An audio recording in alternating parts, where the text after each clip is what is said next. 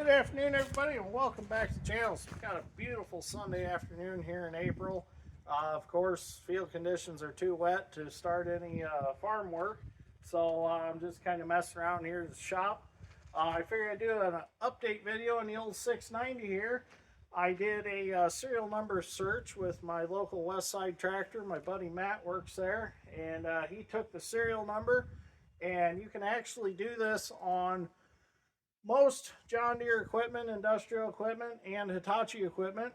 You just give them their serial number, and you can do basically kind of like a Carfax basically for a car, if it is in their database. Now, some of these pieces of equipment, especially the older stuff, kind of slip through the cracks when they kind of change different computer programs and things like that.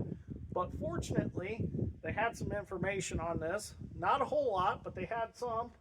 So it was built in 1977, and it was actually sold in the same year. It was sold November 6th, brand new, in 77, to a construction company or excavating company in, I believe, Portage, Indiana. And then it kind of drops off, and there's no information on it because apparently they didn't have to do anything through a dealership or anything like that. Fast forward to 1995, the way I understand it, was a land developer that had purchased it, and they must have done a housing development or something like that. And then it kind of goes cold again. But that's not too unpopular because, you know, unless somebody took it to a dealership and had work on it done, you're not really going to know much information on it because there's nobody going to enter it in a computer. So I do know that much. So I do, for the viewers that ask me what year it is a 1977. So the rest of the stuff was kind of a bonus. Unfortunately, I tried to do the serial number trace on Zach's 690, but it was one that slipped through the cracks, and there's no information on it, unfortunately. But we do know by serial number that it is a later model. This is a low serial number. It's a high serial number. He's got the black cab. He's got the plastic in the cab. So that makes it probably an 80s model. This one's got the yellow interior. It's got more than just the basic controls on this side. So that tells me that his is definitely later. So kind of some interesting facts about 1977. Jimmy Carter was president, 39th president. You were probably driving a Chevy Impala or a Ford LTD. Those were the popular cars. Chia Pets were just launched. You're probably watching Chips on TV after work. And what else? Star Wars. Star Wars was a big hit back in 77. So kind of some interesting facts there. And I believe that song Blinded by the Light was released back then, and you know the lyrics, they go blinded by the light. Some people say it's wrapped up like a douche in the middle of the night, but it's actually revved up like a deuce in the middle of the night. So there's some fun facts about 77. And if you're a farming, you probably had a John Deere 4430, and you're probably pulling a 7000 John Deere corn planter. So that's some of the popular stuff from 77. So what I'm going to do in this video is we're going to do some washing. I know a lot of you said you like to watch me pressure wash, so I'm going to go ahead and wash some things up. I want to diagnose a few things, like the 2-speed for the tracks isn't working on this machine. That's controlled by this valve body right here. One of them solenoids controls the house lock or swing lock, and the other one of them solenoids controls the 2-speed for the tracks. It allows for the different compartments of the track motors to fill up with oil. The back side of the track motor is the high-speed side, and the front section of the track motor is the low-speed side. So by that solenoid valve changing, it changes that. It gives you your 2-speed for fast travel or slow travel. Slow travel, you got your highest torque for crawling through mud and things like that. If you're going a long distance, put her in high and cruise until you have to turn. Then you have to flip it back to low so you have the strength to turn. The cable for the splitting valve, which the splitter valve is right here. That's your splitter valve. So like if you get stuck, you can split that, and you actually split the oil between your undercarriage and your arm, so you have more stick pull to pull the excavator out. So there goes Marshall. So anyways, the cable for that is junk, so I need to get a new cable. And actually it was in the split position all this time, so that would kind of affect some of its ability to dig and travel.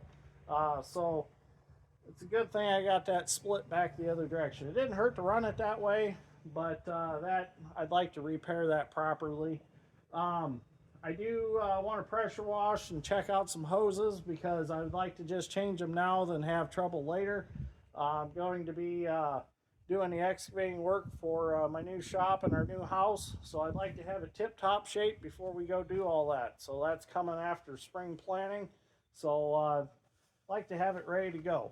I do have one bushing in the end of the stick I need to address, and a few other small things, but I did get all new glass for the windshields, so I need to get those put back in. I don't know if I'll do that in this video yet, but I got side window glass also ordered, and the price of glass has went way up because that glass is expensive. I have like $600 in them 2 windshields right there. Not complaining or anything, but things are just getting crazy anymore. I remember back in the day, glass for these used to be like 50 bucks a pane, you know, at the top and bottom, so it wasn't bad at all. But got a few cylinders that need a little addressing, but we'll fix things as we go. So let's get started washing. Okay, we're gonna get washing. I've got the Alcoa pressure washer that I got from Madison's cousin. Her grandpa actually bought it brand new back in the 90s. Didn't really use it a whole lot. A lot of you asked me if I ever went with the Hotsy pressure washer, and no, I didn't, because they wanted $9,500, and I picked this one up for 750 bucks, and it's just amazing. I mean, I got to be careful with it because it blows paint off. So we'll get washing here. I did find the hour meter on this excavator, and it says it has, let me go check real quick. I will just show you. Now, if this is true hours, it's only got 3,961 original hours. I'd like to know if that is truly the original hours, but I am 5th owner of this machine from what I've figured out. So it doesn't look like that hour meter's been replaced, but we don't know. I mean, it very well could have that low hours on it. I mean, the controls are pretty tight, not a lot of wear in them. So I don't have too much reason to believe that that's not the true hours, other than it is a 1977 and that could have been changed. But evidence-wise, it looks like that could be true. So let's get washing. So I did spray everything down with Purple Thunder, which is the knockoff brand of Purple Power, before I started washing. But this pressure washer just rips anyways, especially with the hot water and steam.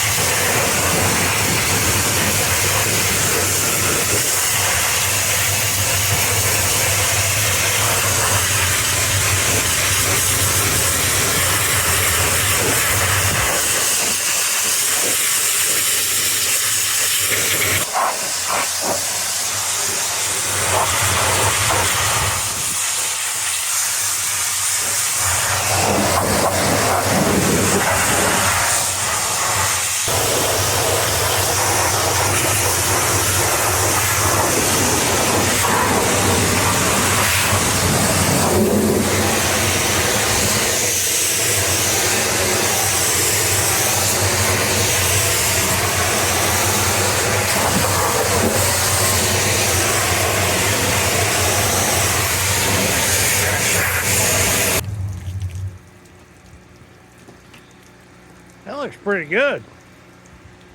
A little more wash and I'll have it. Well, now we'll wash this side. So this is our hydraulic reservoir for the whole machine. And then the battery's set in front of that. So that's what's under this cover on this side. So let's get her washed up.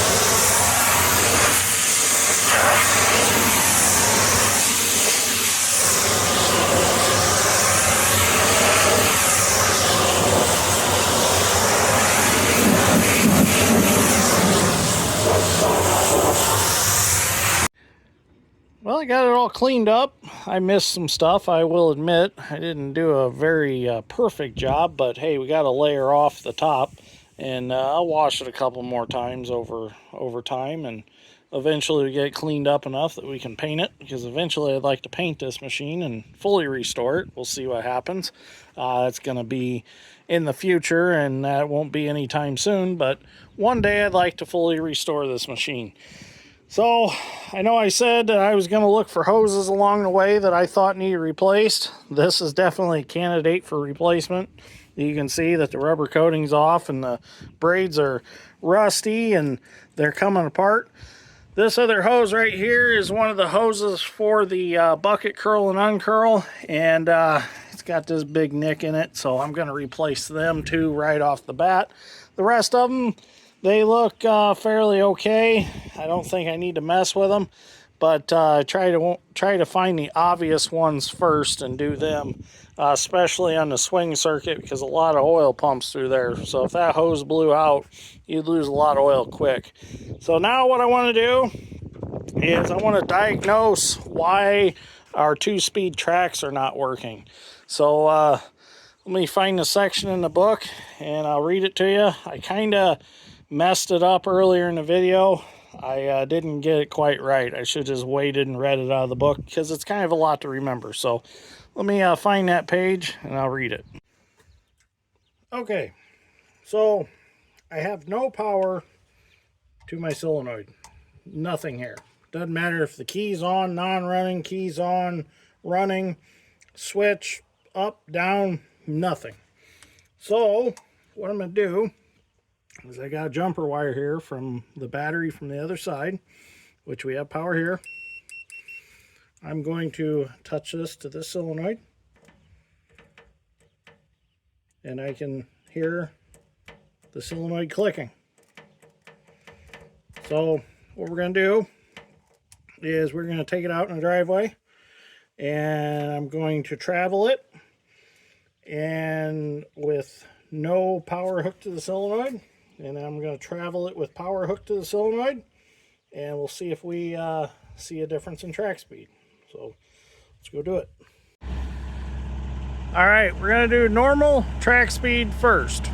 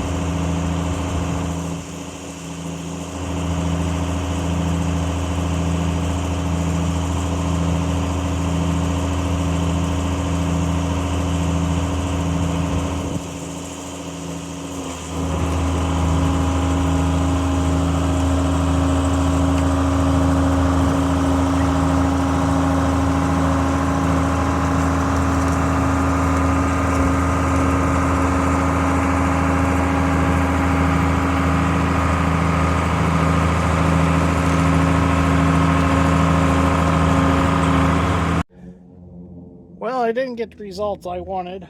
I even run wires in the cab so I could sit there and touch them together and see if I could feel it shift, but it's not doing what it should do. So I'm gonna go ahead and I'm gonna thread that valve out and see if there's something stuck in that valve, because it should, when you hit that switch, you should feel a definite, or when you touch wires together, put power to that. Apparently there's no power to the switch or something in the cab, so there's a wire broken somewhere.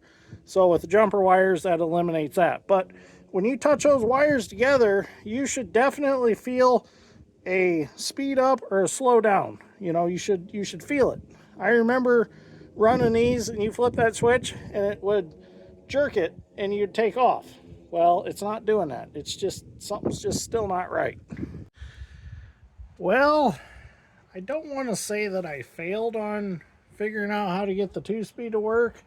It's just that I need some information that I can't get right now, since it is Sunday and I can't call Westside Tractor to find out if there's a mechanic there that has any knowledge on these old 690s, or I'm going to try to find somewhere on Facebook with some great minds that can tell me some things.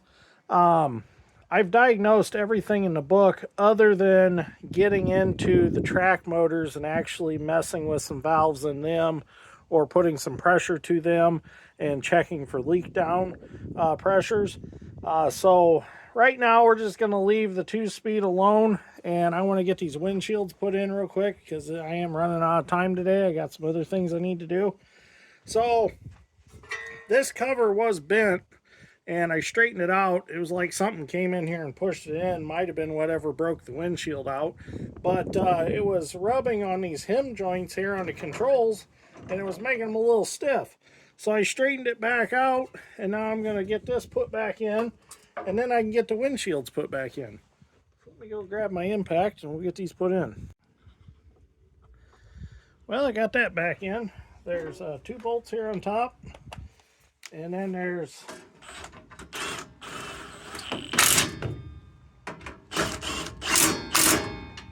there's 2 bolts up under the cab. They're kind of fun to get to. Not too bad though. There we go. That's back in. Now I can go get the windshields and start putting them back in. Well, let's get these windshields put in. They're not the lightest thing in the world, so what I'm going to do is I'm going to try to put the bottom section in first, and then I'll set the top section in, and the top section is the one that I need to bolt in the roof, or up there at the top, bolt the hinges so that it can swing. So here's the bottom one. Be careful. I do not want to break these. It's much easier when they're already in the roof of the cab.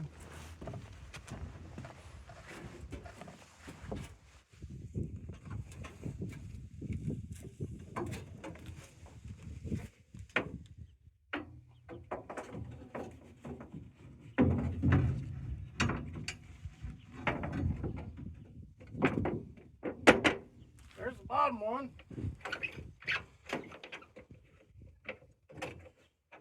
Sure our latches work.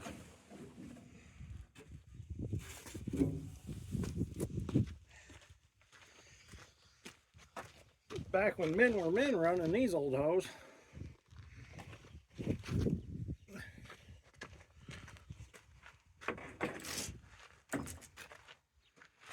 I will say that as much as my dad ran my uncle's 690, it made him pretty stout.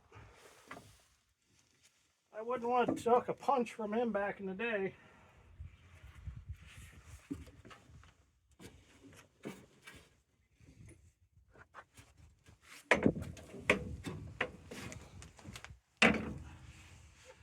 Alright, hopefully this goes the way I plan it. Well, maybe.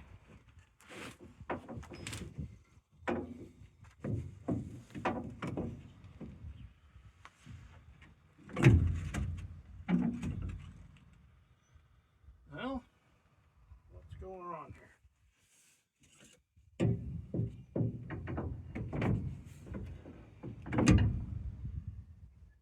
That's not how it works.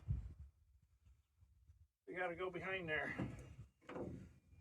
Oh man, them hinges are froze up. You get them lubed up a little bit. That ain't no good.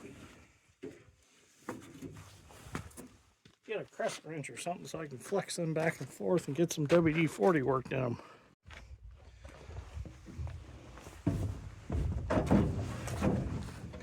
Well, I got them hinges freed up. They move real nice. So now I should be able to take that back out, shove it up in here like so. Maybe. Oh. Well. Thought I could.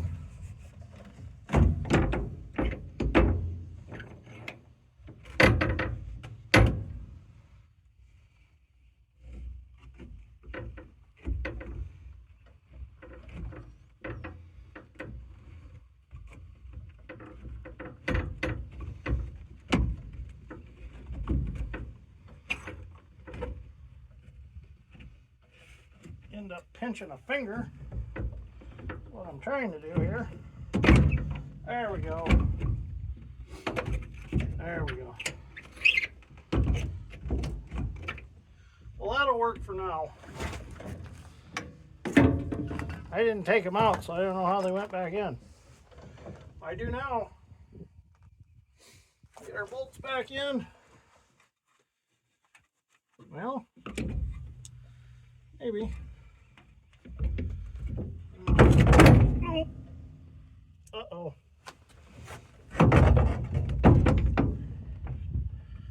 That was kind of scary.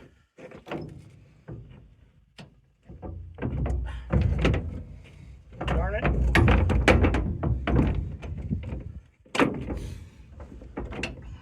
There we go. Well, now they fell out. Oh.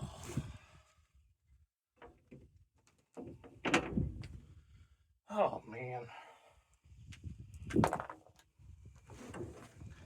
What a bear.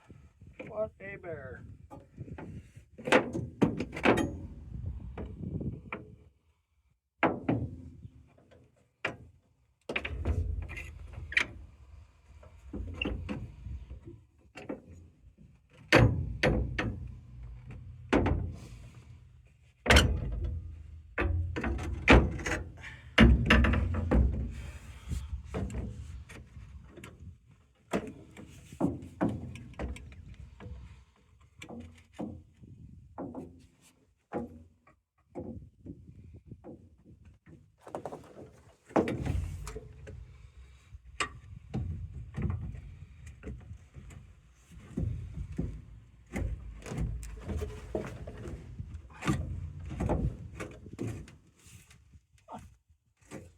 I got them where I want them.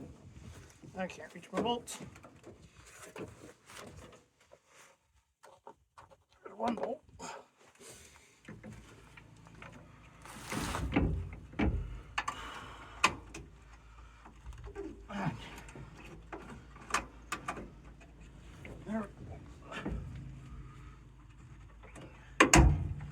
There we go. There's a bolt. All right. 3 days later.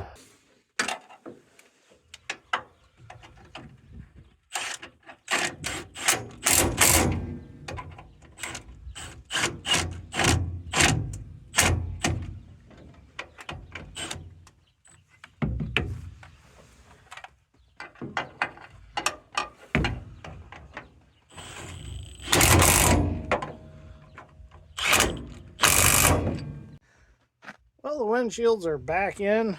They look really nice. Be nice to seal the cab up now so when it rains, I won't have to worry about my seat getting wet. So what I'm going to do with the other broken glass is I'm actually going to take it to the glass shop. I'm going to take the glass out, take it to the glass shop. They'll cut them out for me, and then they'll come out and they'll put them back in. But I don't want to do that until I know we're going to have a pretty dry streak of weather, because I don't want it sitting in the shop tying the shop up. The hoop building is going to be full of seed beans and seed corn here shortly, so I can't really sit in there until the glass comes back. So what I'll have to do is just kind of leave it outside and wait for the glass to come back. They were going to order a sheet of glass to cut them out of, so once I find out that that's there, then I'll determine what days we have good weather and I'll pop them out and take them to them. So now I'll show you how these windshields work if you're curious. They're kind of a workout to take them out, but I don't like to dig with my windshield down, so I take them out anyways. But they're not as easy as the newer excavators for sure. I think Caterpillar, they actually designed a sliding window early on. So to take them out, you take the bottom piece like this, you pick it up. Well, you pick it up and you hook it in the bottom of the top piece, like so. And then you flip these behind those, just like so. Then you take both of these and you flip them up.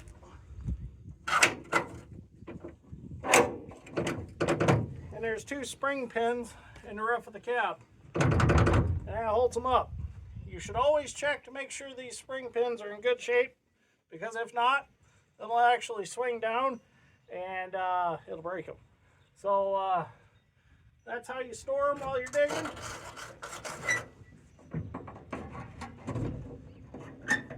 Then just reverse the process when you're done for the night.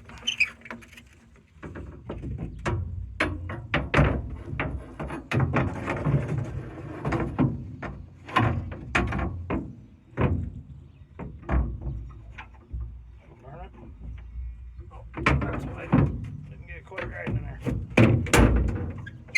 Been a while since I've done it.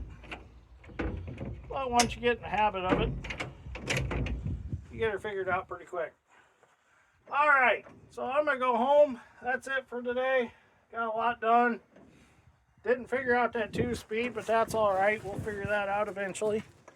It's not like it's a big deal, because it travels pretty quick. It's almost like it's stuck in the high side, but I don't know how it could possibly be stuck in the high side, because it takes pressure to put it in the high side.